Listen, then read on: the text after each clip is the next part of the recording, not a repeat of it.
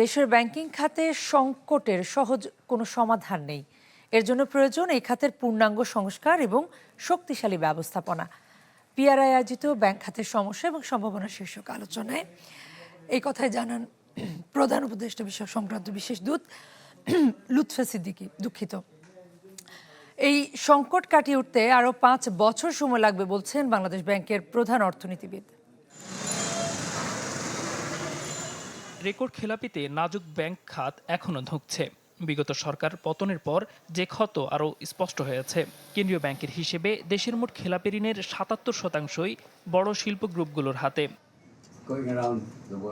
এ খাত নিয়ে শঙ্কা এখনো কাটেনি, যা জানানো হয় পিআরআই এর আয়োজিত ব্যাংক খাতের সংকট নিয়ে সেমিনারে। আলোচনায় উঠে আসে ব্যাংক খাতের সাম্প্রতিক সংস্কারের নানা দিক। গ্রাহকদের আস্থা ফেরাতে ব্যাংক একীভূতকরণের সুফল নিয়ে শঙ্কা প্রকাশ করেন ব্যাংক নির্বাহীদের সংগঠন এবিবির সভাপতি Masrur Arefin. We have failed, and 5 banks we are seeing, and there are as many as other 5 or maybe another 5. So these have been looted in some ways. So we cannot undo that. What can we do? There are 2 core things here. One is the deposit, one is capital. Merger is not only process.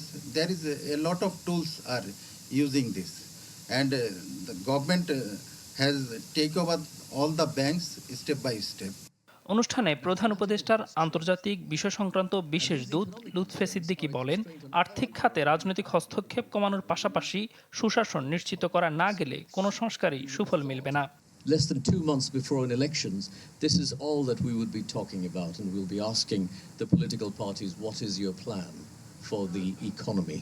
The macro environment for banking resolution in the aftermath of the global financial crisis had this tremendous tailwind of cost-free money, which we do not have the luxury of at the moment. উল্লেখ্য, দেশে বর্তমানে খেলাপি ঋণের পরিমাণ প্রায় 6,45,000 কোটি টাকা। Trade policy issues.